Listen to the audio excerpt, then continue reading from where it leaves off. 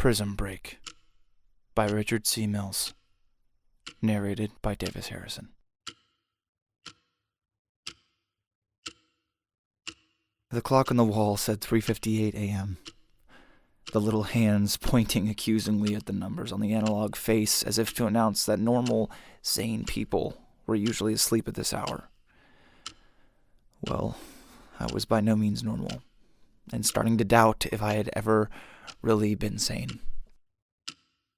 I walked into the kitchen and opened one of the cabinet doors, withdrawing a small bottle of sleeping medication. I was tired of everything. My life was a wreck, and nobody cared. Not even me. I was young when the first signs of depression showed up, and I didn't know what to do, so I faked it. I hoped that no one would notice that anything was wrong or treat me any different. All the while praying and believing that if I just ignored my problems, they would go away. But living a lie is hard, and my inaction just caused the sorrow to dig its roots deeper into my being. As time wore on, I became more and more detached from everything, until it finally overwhelmed me, and the real feelings and issues spilled out like blood. I suppose that's the point where people would normally get concerned, except in my case, even with my bleeding soul exposed and dying, nobody bothered to help.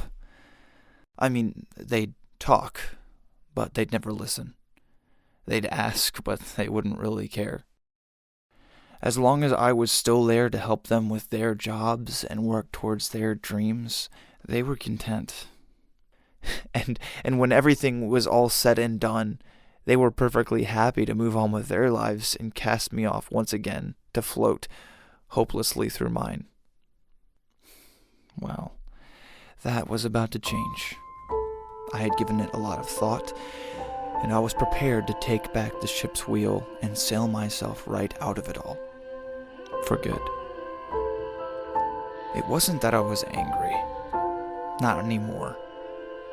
I was just tired, hurting, and ready to give up. So when I began thinking about killing myself, things like hangings and self-mutilations were quickly ruled out. It wasn't about showing how hurt I was or making a statement. I didn't even write a note.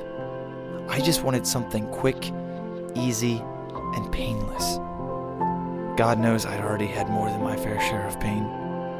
I just wanted out. I emptied the bottle into my hand and stared at the pills. 28 little green and white capsules. Individually, they promised a more restful night's sleep, but all piled together in the palm of my hand, they whispered of something much, much more. I took them two at a time, chasing each pair down with a mouthful of warm tea. When there were no more pills, I set the glass aside and walked over to my bed, the one on which I had cried myself to sleep so many times. I laid down and folded my arms across my body, and then stared up at the ceiling, thinking. I had long contemplated the existence of an afterlife, churning all the ideas and possibilities around in my mind. Was there really a heaven or hell, or some other place?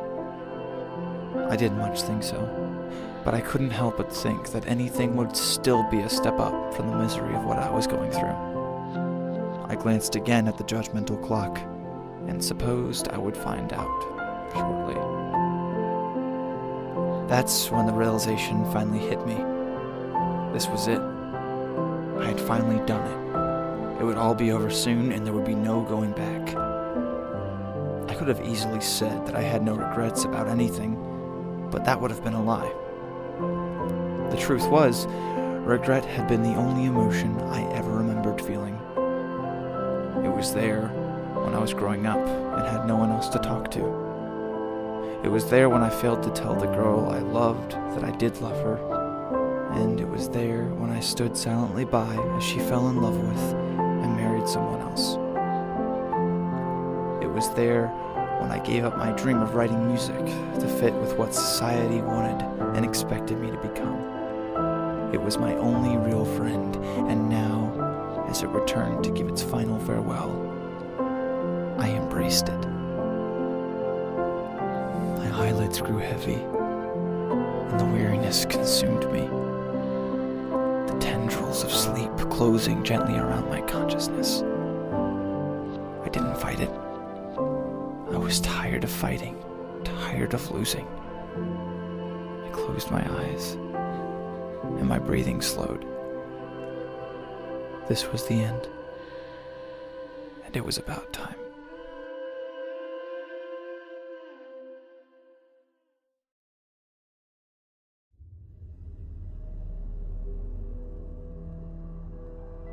My feet tread aimlessly across the ashy gray ground, the constant plodding serving as my only measure of the passing of time.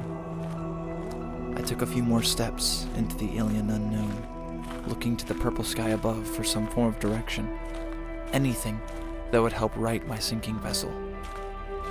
I had discovered early on that I left no footprints, so not only did I have no idea of where I was, the crusty soil refused to even let me know where I had been. I was truly, hopelessly lost.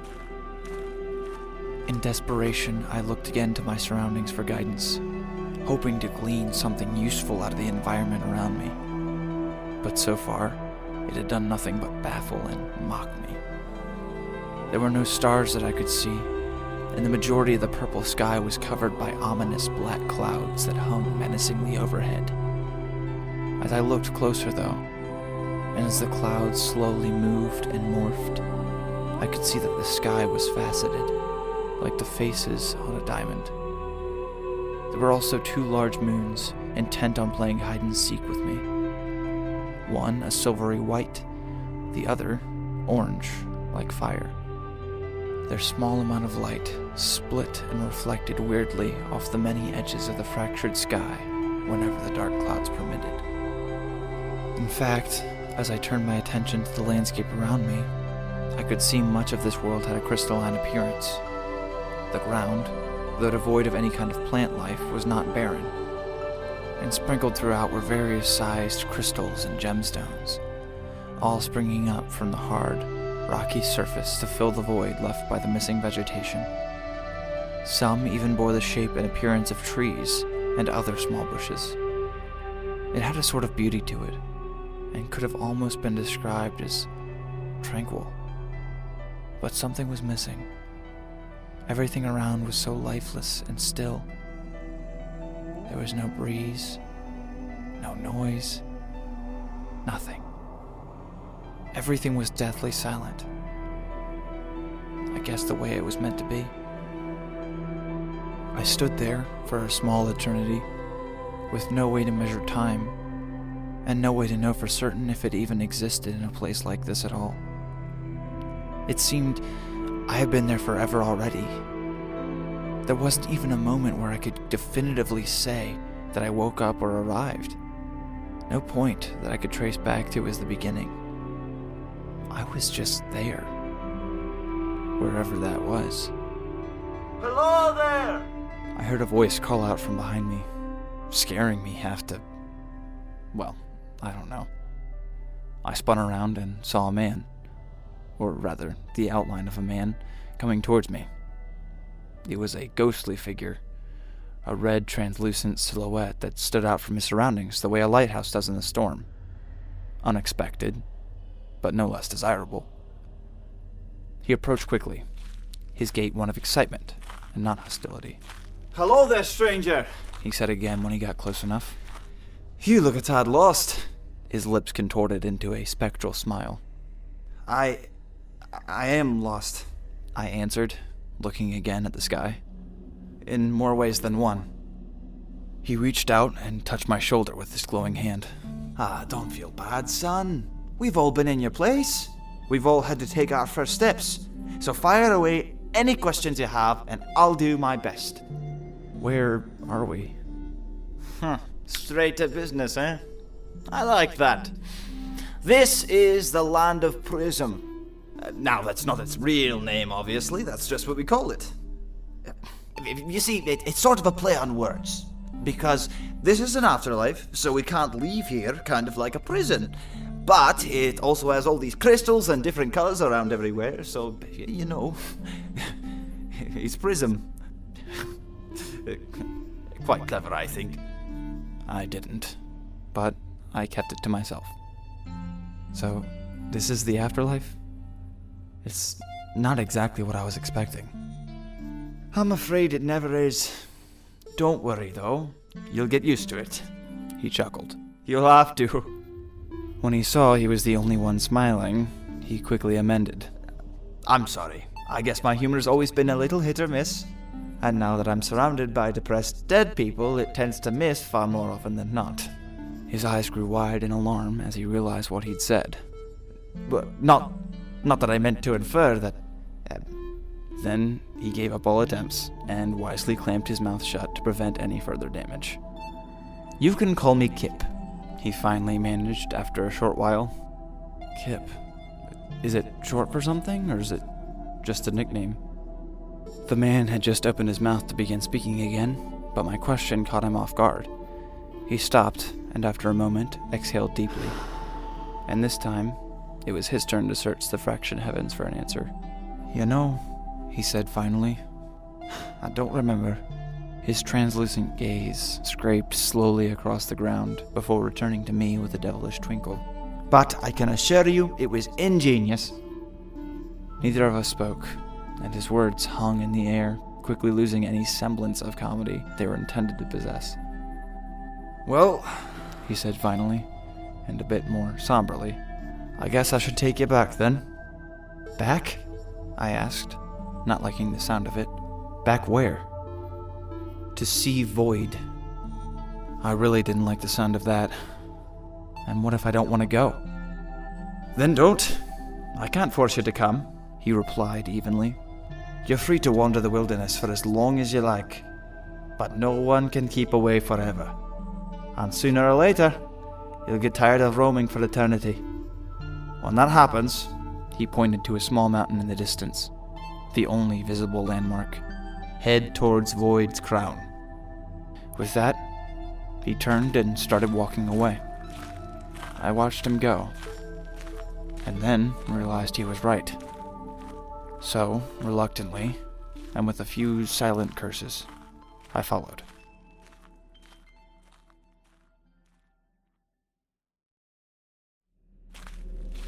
Silence never bothered me. I never viewed it as awkward or unnerving. I never felt out of place in its still embrace. I usually considered it a blessed respite, when people that pretended they knew me ran out of things to say and realized that they actually didn't know or care enough about me to continue the conversation. I would watch the silence eat away at them, until they could stand it no more, and then, to my relief, they would creatively try and find a way out. Me? I preferred the silence. I didn't need the air filled with meaningless words just to feel comfortable. I could enjoy it as it was. Pure, unadulterated emptiness. Kip, on the other hand, was not one of those people. I could see the silence working on him, tensing his shoulders, straining his face and arms, his mind frantically churning, looking for a way to break the stillness. Some topic we could engage in for no other reason than to keep the enveloping stillness away. So, he asked finally, his voice like a chisel striking marble. How'd you do it? That question caught me a little off guard. Do what? What? You know, kill yourself. I stopped, well, in my tracks, and turned to stare at him. What are you talking about? Kip took another step before realizing I had stopped, and then turned back to face me. It's all right. We've all done it. That's the only way you get to the Prism. You'll get no judgment or condemnation from us. That took me a moment to digest. You mean this place is only for the people who committed suicide? Aye. That's why our souls are all red. because we took our own lives. He pointed at my chest. I looked down and discovered that my clothes and skin were gone, leaving nothing but a red, translucent silhouette, just like his. How had I not noticed that before? I slowly brought my arm up to my face, examining it. The red outline flexed and shimmered, but remained completely transparent. We resumed walking, but my thoughts quickly outpaced my feet. It wasn't long before Kip again broke the silence. I'll tell you straight, I hung myself. When my wife and kids walked out on me, I couldn't find a reason to live anymore. I couldn't pick up all the pieces and move on. I wasn't sure what I was even supposed to say to that. Medication overdose, I finally confessed. Effective. Wish I'd thought about that. Would have made things a whole lot less painful. He paused, no doubt reliving an old memory. Ah, well, it doesn't matter much now. I suppose the pain's all gone anyway. We kept walking, not missing a step. Kip chatting incessantly in an effort to ward off the silence. But it didn't take more than one look into the ghostly man's eyes to know that what he'd said was far from true.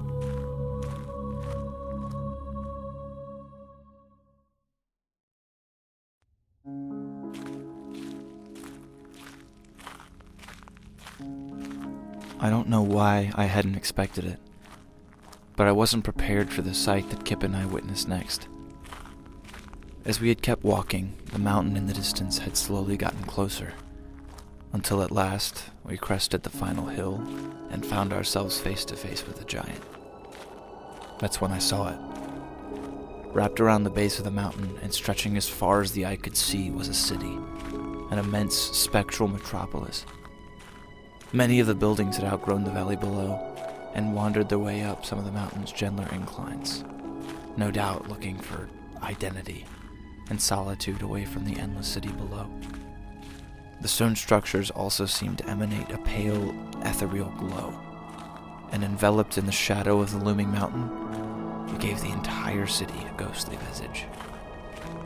We made our way closer and began to encounter other inhabitants of the Prism, scattered here and there. They paid us no mind, giving at most a casual glance in passing. As we reached the city itself, however, the number of souls we saw grew drastically, and we found ourselves surrounded by more than just a multitude of glowing buildings. Everywhere around us, blood-red souls were walking, sitting, and even laying down in and around the ashen walkways. Some conversed amongst themselves or wandered the crowded streets, while others merely stared up at the sky or some other far-off object, their eyes distant and lifeless. Despondency hung thick like a cloud over the place, pervasive and inconsolable. It inhabited every crevice in the glowing stones, every archway and opening, and was written on every face we passed. The city really was dead, and everybody knew it. I felt an old familiar sadness returning, and the feelings and pain that I thought would die when I did now clawed their way back to life. Was this all that was in store for me? Was all the agony and hopelessness of life merely a foretaste of a timeless, everlasting misery? There would be no fighting it, and no running either. Your only choice was to succumb and let it tear you apart over and over, forever. Kip, I asked, trying to mask the tremble in my voice. who's Void? He is the master of this land, Kip replied. I looked around at all the shimmering spirits around us, wondering how they managed to pick a single leader over all these people. Was he a suicide victim too? Oh, no, Kip almost chuckled. He's something much greater. A spirit like you've never seen. But what was he? Where did he come from? Your guess is as good as mine. As far as anyone I've talked to knows, he's always been here. unending, all-powerful. Probably the closest thing I could liken him to would be a god. I never believed in God, I said, my voice marked with the faintest twinge of regret. In truth, I would have loved to believe in God. But in all my years of sorrow, nobody had ever done anything to help ease the pain. Least of all, a divine being. Kip turned and faced me. And did you believe in an afterlife? I was silent. I didn't believe in God either, he continued, then pointed to the mountain that was now glaring down at us. But when you come back out, I think you'll find that you've changed your mind.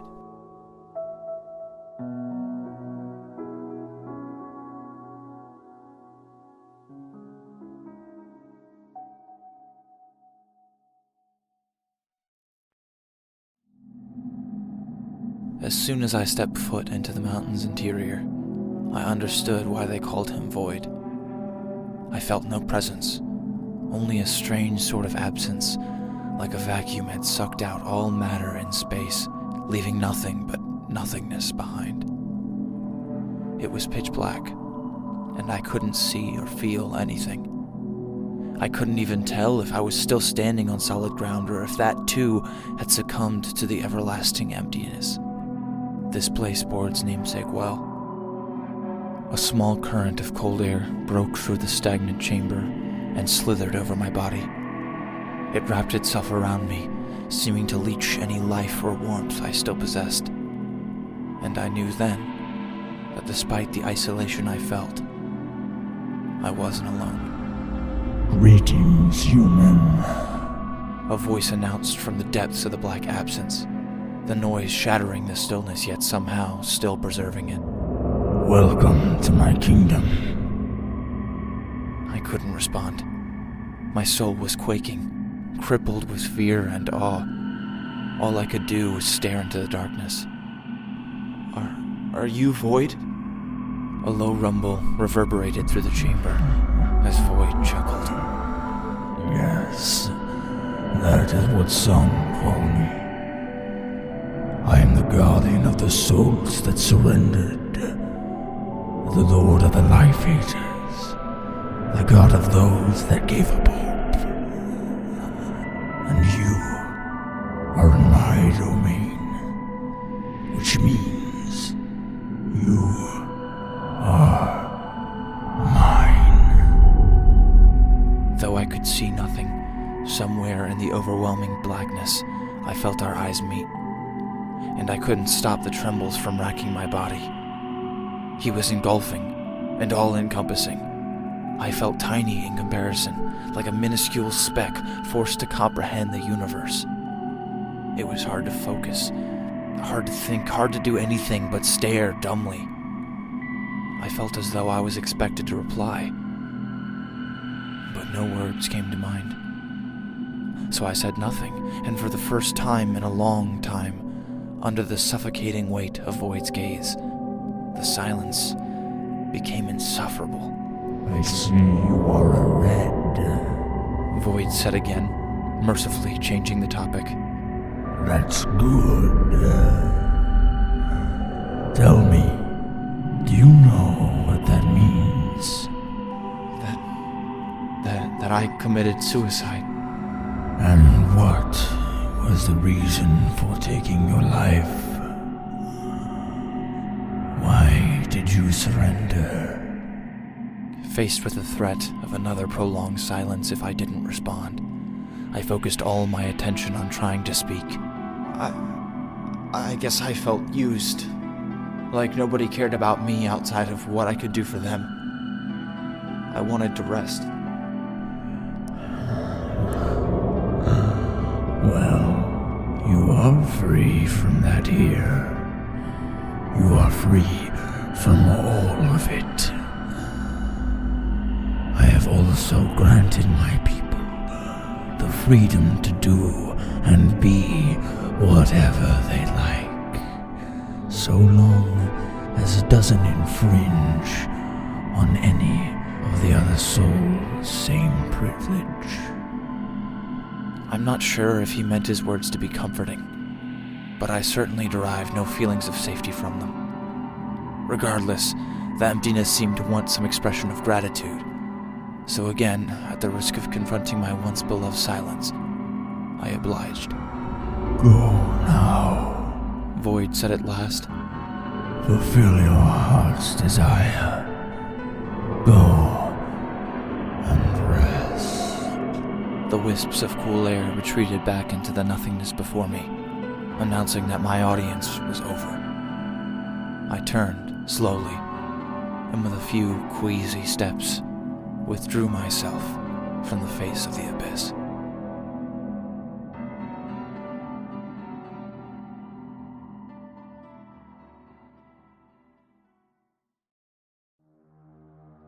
I re-emerged from the desolate mountain and looked around, my eyes readjusting to the dark purple hues. Kip was nowhere in sight. With legs still shaking, I stumbled off in search of him, never going too far in one direction in case Kip happened to be waiting in one of the others.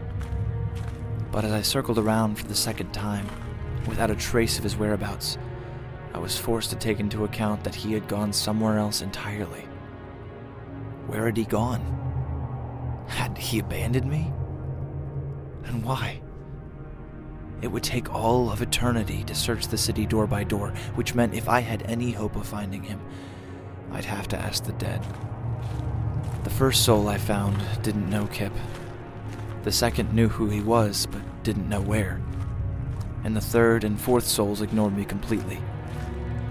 I began wandering back the way we'd came, searching for anyone who knew where he'd gone. Finally, I found one who pointed me in the right direction. As I entered the described building, I saw a familiar spectral face sitting in the far corner, focused intently on something in his hands. When he saw me approaching, he set the object down behind him and forced a grin. Well, it looks like you found me. What were you holding? I asked. Oh, this. He brought the object back out. It was a small white crystal, and I watched as his translucent hands slowly turned it this way and that, letting the light catch and reflect across its rough faces. It's just something that helps me forget. Forget what? He paused a brief second and gazed down at the small, palm-sized stone. Everything. Then he quickly changed the subject. So, what did you think of Void? Did you change your mind? That's one of the reasons I came to find you. I had a question. I'm afraid I don't have time for it. I have to go back to the Outlands for other newcomers. He set the crystal down again, but made no move to get up. They can wait, I said firmly. It's not like you're on a time schedule. Kip smiled faintly before looking back at me. Fine. Go ahead. When I spoke to Void, he called me a red. I thought we'd been over this. That's what you are. All the souls here are called Reds. It's because we took our own... I know, I interrupted. You told me. It's just that was the second time I've been called that. Both you and Void have used that term, but if everyone here is a red, why differentiate at all? Kip said nothing. So I guess my question is, do souls have other colors besides red? I'm not allowed to talk about it. Talk about what, Kip? Who won't let you? We're already in the afterlife. It's not like it's a matter of life and death. I caught the faintest glimpse of terror at the corners of Kip's eyes. Void wouldn't like it. Why not? I asked, my curiosity growing. He picked the crystal back up and began rubbing it again, but this time it looked more like nervous fidgeting than the gentle caressing of before. Every soul I've ever encountered has committed suicide, all right? Is that enough? He stood up and took a few steps towards the door. I need to go. My job is just to take new souls to Void, not to babysit them for the rest of eternity. What, so you're just gonna leave me alone? Look at this place! He turned to face me and spread his arms out, his gesture meaning to encompass the world. Everyone here is alone. Why should you be any different? Then why do you do it? Why do you go out there and pretend to be friendly when you don't actually mean it? I had hoped in the afterlife people would at least be sincere. My words came out harsher than I'd meant, but I didn't regret them. So that I can stay sane! Kip said, equally matching my ferocity. Because it's one of the only things here that gives me the faintest inkling of purpose. Feelings of anger welled up as I realized I'd been played. So you just used me for your own benefit. Void promised that wouldn't happen to me anymore. And Void told me that I wouldn't have to get attached to anyone again. There was a silence as both of us stared, unflinching, never breaking eye contact. But I had the advantage. I knew Kip's weakness, and as the silence stretched on, his lip began to tremble. Finally, he could take it no more. His eyes dropped, and the built-up pressure exploded, leaving him weak and deflated. Do you know why I lost my family? He asked finally. Because I couldn't provide enough. I couldn't be what they needed me to be. I felt like a failure. And everyone told me I was a failure. And then, when I'd come home and see my family neglected and hurting, I'd just get so mad. And I don't know why I'd take it out on them. But I couldn't stop. I wasn't in control. Or so I told myself. Eventually they just up and left. I can't blame them for it. I would have done the same thing. But it made me realize what a waste of a life I was. So I took my anger out on me for once. He paused and swallowed hard. It's funny how it's only after you lose something that you realize how much you loved it. I did everything I could to forget about my problems, and now, well, I'd give anything just to have them back.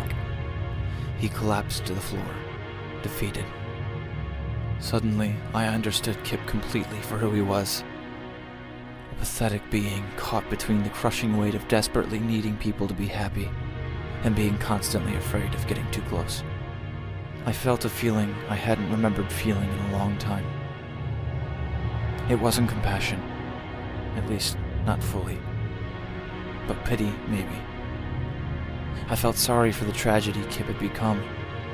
I reached out my hand towards him, but Kip shied away from my touch. Don't. I don't want your sympathy. I just want to be left alone. Please, I implored. Tell me the truth. Kip looked at me again wearily, and I could see the pain in his eyes. Only if you promise to leave me alone and swear not to tell Void you heard this from me. I did as he asked, and Kip took a deep breath. I saw a white soul once. Only time I ever saw one that wasn't red. He was also the only one that ever refused to let me take him to Void. So I left him out there in the Barrens. Next I heard, he'd made it to town himself and souls were going missing. When Void heard about it, he wasn't happy. Not about losing some of his subjects. So he locked up the white soul, and that's the last time anyone's ever seen him.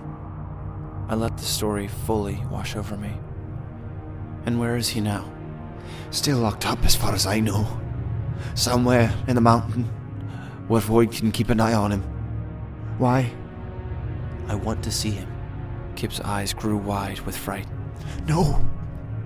Void will find you, and he will not be pleased. Please, let it alone. Make your peace with this place. There's no escaping it. What else am I supposed to do? Nothing! Kip almost yelled. Can't you understand? You're not supposed to do anything. He swallowed hard, and then picked up his little white crystal and handed it to me. Here. Take this. You obviously need it more than I do. Take it and forget. I wrapped my hand around the crystal, trapping it in a closed fist. Then, without a word, I turned and left.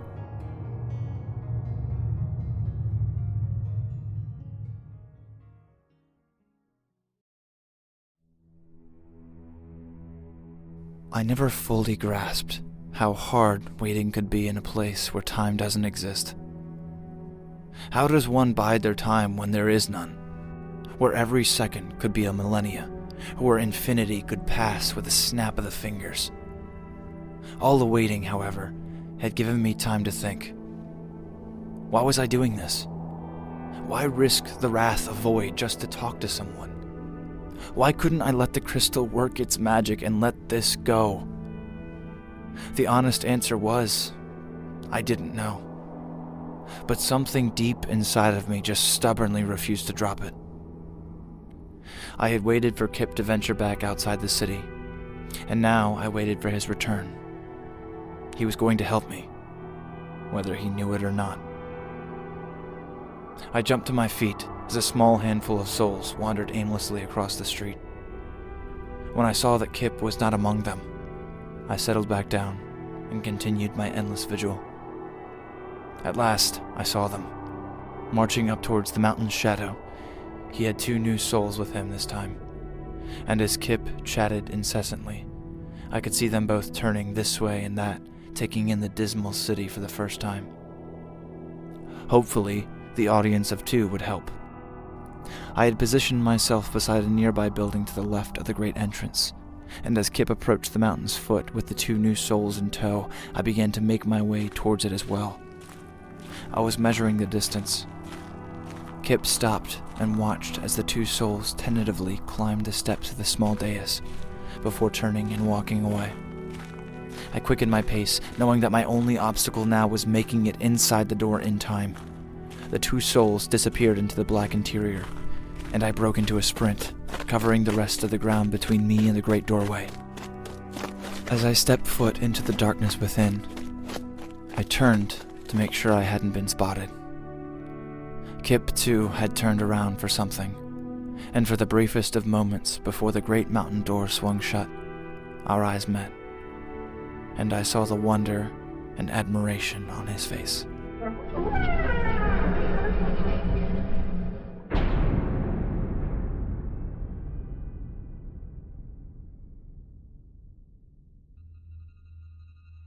The oppressive darkness enveloped me once again, smothering my very life force. Up ahead, I could just make out the faint red outlines of the new souls as they stood, cowering in fear at the intense blackness. Hopefully, they would provide enough of a distraction for me to find what I was looking for. Something below me caught my eye.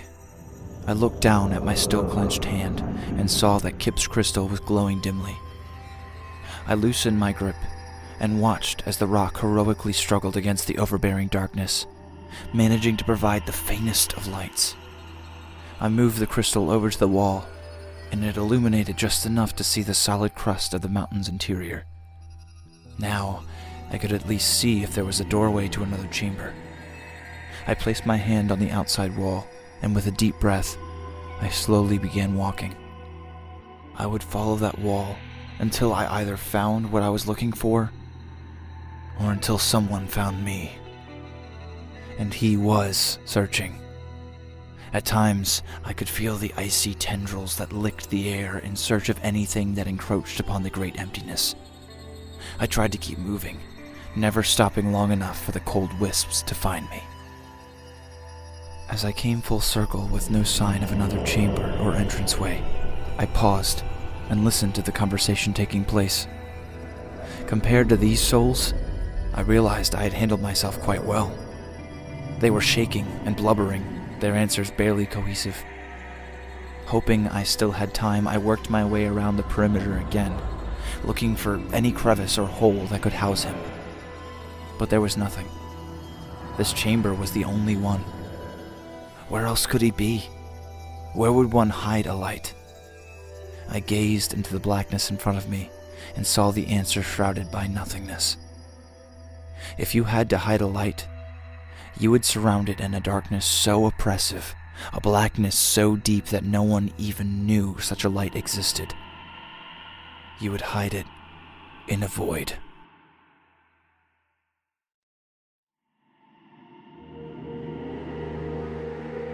With step after trembling step, I crept through the emptiness towards the center of the chamber, towards the source of the great vacuum. The two new souls still seemed to be occupying Void's attention, but I wasn't sure how long it would last.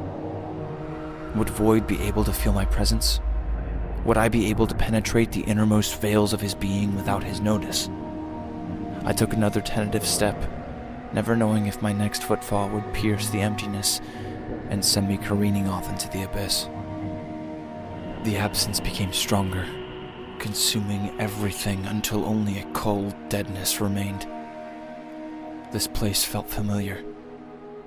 I stopped and turned around, staring at the blackness behind me.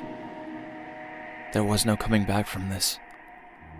I was taking the pills again, each step forward solidifying my fate. I felt the regrets returning. I could never get back what I'd left, but it was too late, and there was nowhere else for me to go but forward. I was committing suicide once more, and everything was the same. The only difference was that this time, I knew that where I was going would be worse than what I was leaving. This time, I knew what I was doing. I turned back around and took another step as darkness closed around me, whispering its sweet lies and empty promises. And that's when I saw it. There, amidst the complete and utter blackness of Void's very core, I saw a distant white speck. I inched my way closer, and it was a solid eternity before it grew bigger, but it did grow. And that gave me the resolve and willpower to continue on. At last, I came close enough to make out the shape of a soul, completely white, whose very presence kept the impending darkness at bay. "Hello?" I called out, quickening my steps until I got within speaking range. The soul jumped and turned around to face me, his white eyes wide with shock. "Who are you?" I stammered, trying to think of a response. I'm just a red. A simple red does not venture down into the bowels of Void. What is it you're seeking? I don't really know, I replied honestly, searching for a reason. The white soul smiled. "I think I do. He was cut off as the entire chamber shook violently, the very blackness pulsing and reverberating as deafening words punctured the emptiness. Did you think you could hide from me?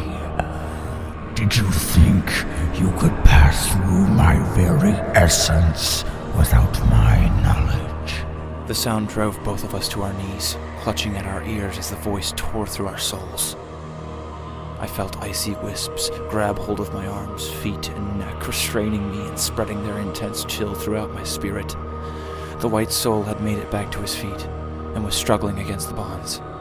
Void ignored the white soul and turned his wrathful gaze upon me.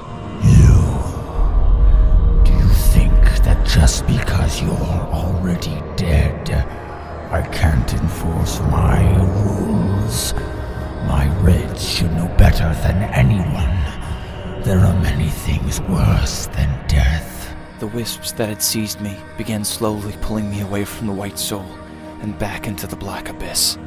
Let's start by imagining your family. Heartbroken that you've killed yourself. Suffering from the guilt that you've caused them to feel. Watch as that sadness tears them up as well, having to live with the fact that you've killed yourself. No! The white soul called out. The tendrils ceased their movement, and I watched as the white soul, tiny and unimportant, stood unwavering against the endless void, fighting back the darkness in my defense. Someone was standing up for me, focusing on my best interest without anything in exchange, and with no thought for their own well-being. This one is different. He is not yours, the soul said with authority. He is in my realm. He is a Red. He belongs to me. he has not given up completely. The fact that he stands here now shows that he has not lost his purpose. And that means that you cannot take him. Void snarled. Who are you to tell me who is mine? I am a servant of God. I am the only god that will ever rule this place. For what fellowship hath light with darkness? The prisoner turned his attention to his captor. Then why am I locked up here? Are we not fellowshipping? Or are you just afraid of me? I fear nothing. A tired smile crossed the lips of the white soul. That's a lie. You can hide in your own darkness and pretend all you want, but I know who you fear. A long silence filled the emptiness as the tendrils loosened their grip, retightening only a moment later as the stillness was broken by a noise I had come to hate. The low rumble of Void's laugh. Do you really know him? Then please, enlighten me as to why you are here and not with him in paradise. I saw the pain rip through the eyes of the soul. His legs buckled, and he fell to his knees, gasping for breath.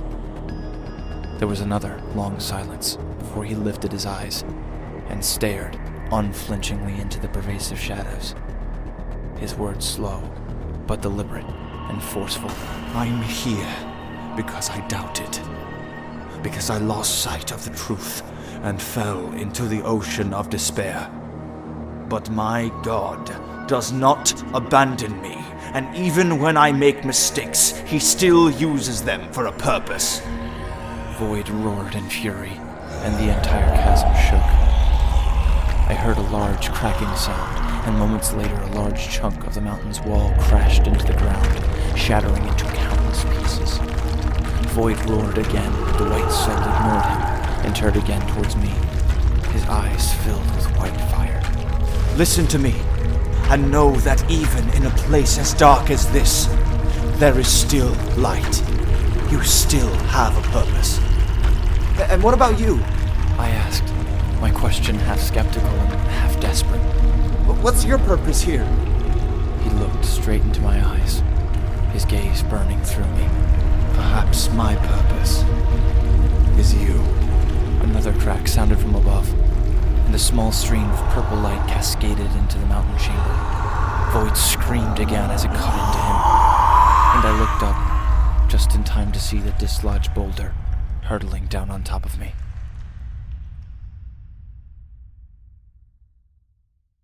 At first, I felt nothing, only a slight, tingling numbness. Everything was dark, but it was a different kind of darkness. Not oppressive like that of Void, but comforting, like a warm blanket.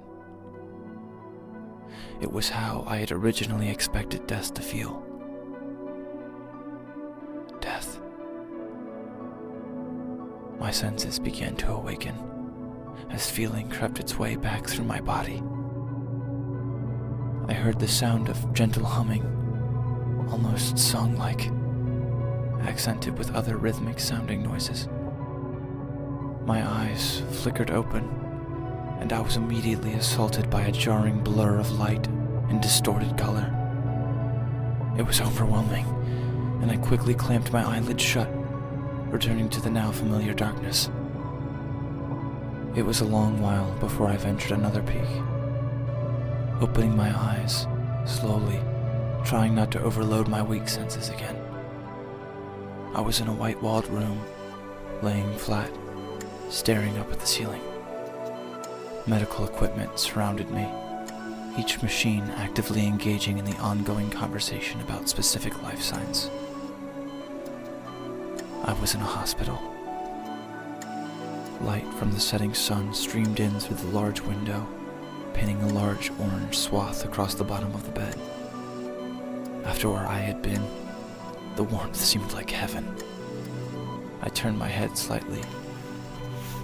A man in a white overcoat sat in a chair in the corner of the room, marking something down on a clipboard. He looked up and smiled as he saw me stirring. Ah, you're awake. He set the pen and clipboard aside and rose from his seat, walking over to me as he removed his glasses. You're very lucky, you know that? They almost didn't find you in time. I didn't respond, my mind too weary and burdened from my own thoughts to focus on the task of understanding. Well, The doctor said, after a brief pause. you're in good hands now, and you'll be up and about in no time. But for now, I'd suggest getting some rest. He turned to check a few of the displays. Then, contented, he walked out of the room and closed the door. I was left with my own thoughts, unsure of what to think. I had so many questions. How had I gotten to the hospital? Why had I been spared? Was it all just a drug-induced dream, or was any part of it real? I turned my head slightly to the right, and I saw it. There, sitting all by itself on the nearly empty bed tray beside me, was a shiny white crystal. The object Kip had given me to help me forget had become my main source of remembrance. Then it was all true. More questions erupted and quickly flooded my struggling mind. Who was the white soul? Was what he said true? I wasn't sure if I would ever have an answer for those, but they still haunted me. I tried to push the endless questions to the back of my mind and focus on the basics. For better or worse, I had been given a second chance. What would I do with it? I wasn't sure, but I would have plenty of time to figure that out. For now, I just wanted to lay there, soaking in the glorious golden sunlight.